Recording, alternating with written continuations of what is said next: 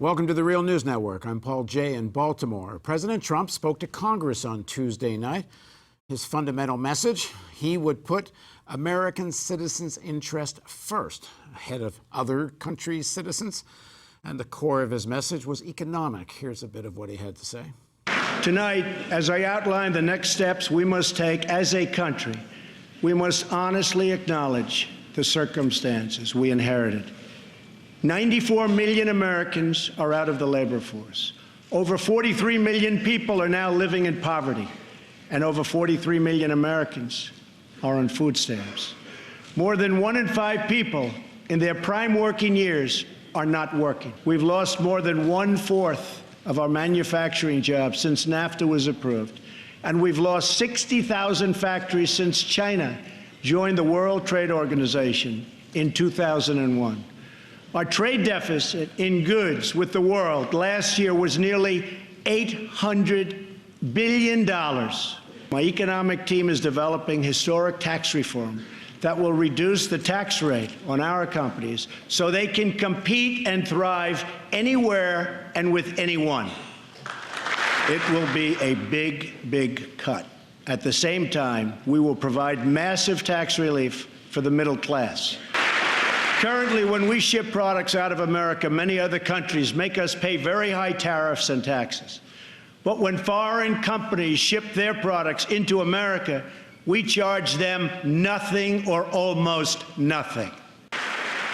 By finally enforcing our immigration laws, we will raise wages, help the unemployed, save billions and billions of dollars, and make our communities safer for everyone. To launch our national rebuilding, I will be asking Congress to approve legislation that produces a $1 trillion investment in infrastructure of the United States, financed through both public and private capital, creating millions of new jobs. Well, that's Donald Trump's economic vision, his plan for dealing with unemployment, stagnation in the economy and such. Now joining us to talk about this is Robert Pollin. Bob is a distinguished professor of economics and co-director of Political Economy Research Institute at the University of Massachusetts, Amherst. He's the author of several books, including Greening the Global Economy. Thanks for joining us, Bob. Thanks very much for having me on, Paul. So the problems that Trump raises are real. Unemployment is a serious issue. Low wages is a serious issue. Are his solutions real solutions? Well, first of all, the facts are that unemployment is a very serious problem. Wage stagnation is a very serious problem that's been going on for 40 years. At the moment, the problem of unemployment, while quite serious, is not at near the crisis point it was at, for example, when President Obama took office in 2009. That doesn't mean that we should be complacent about unemployment. It just means that we are not at the moment of crisis as Trump portrays it. And the same thing with wages. Wages have been stagnant for 40 years. We have seen a bit of an upturn in average non-supervisory wages. It doesn't mean that the trajectory is genuinely favorable, but it just means that this image that Trump is portraying, that things are worse than they've ever been, and it's all due to what's happened in the last couple of years, just not accurate. Fundamentally, though, it is true that there are serious problems. What are his solutions? Well, he does outline several things in terms of economic policy. The things he stresses, some of which intersect with other policies. For example, dramatic increase in military spending. That's an economic policy, and that's a foreign policy. So dramatic increase in military spending, dramatic increase in infrastructure spending. How is he going to pay for these things? Well, he says he's also going to dramatically cut taxes.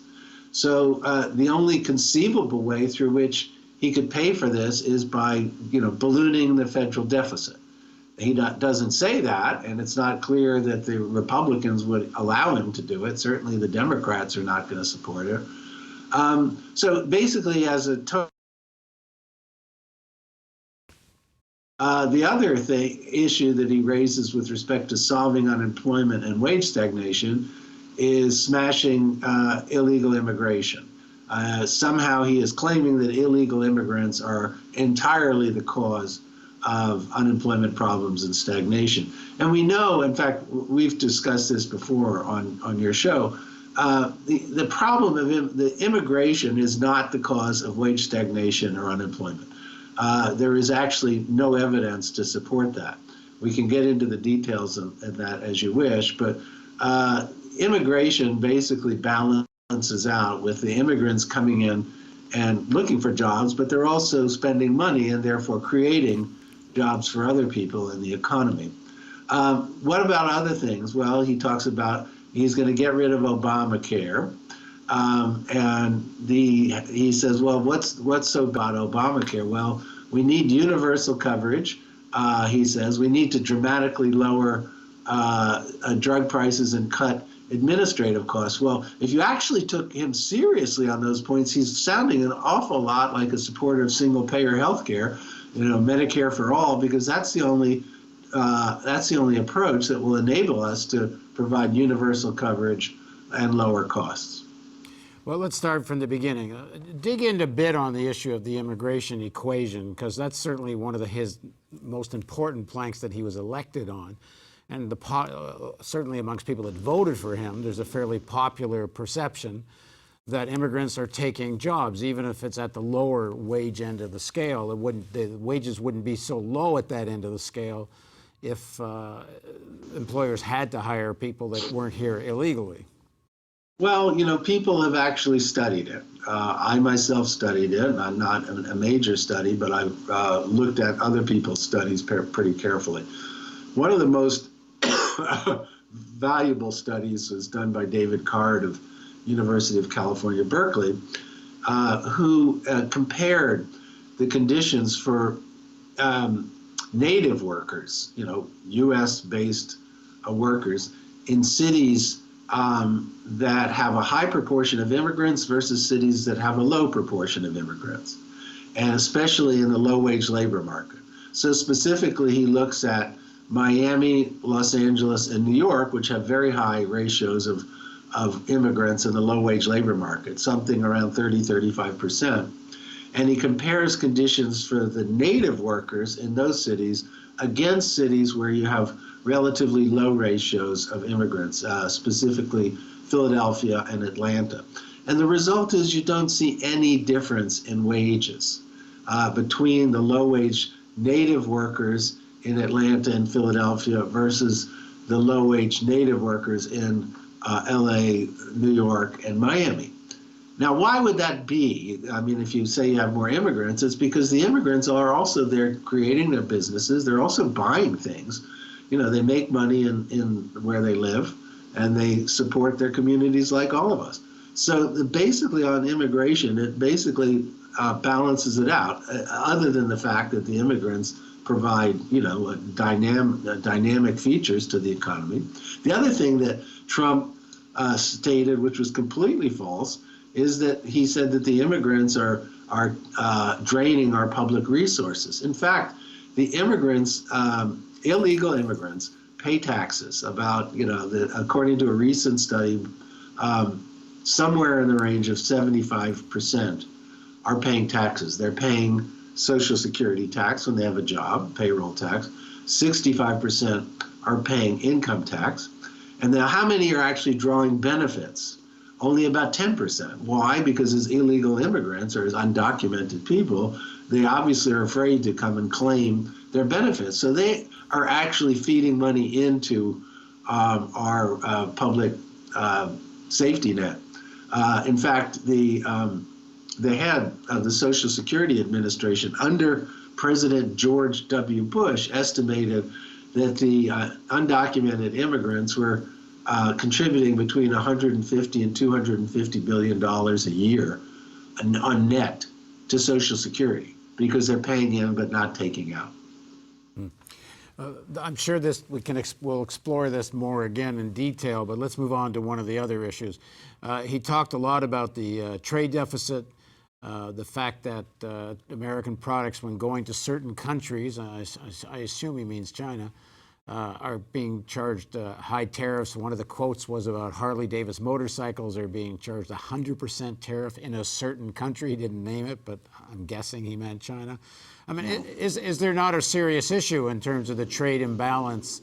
And do not American workers have a just cause, whether he's a trade or not, in the offshoring of jobs?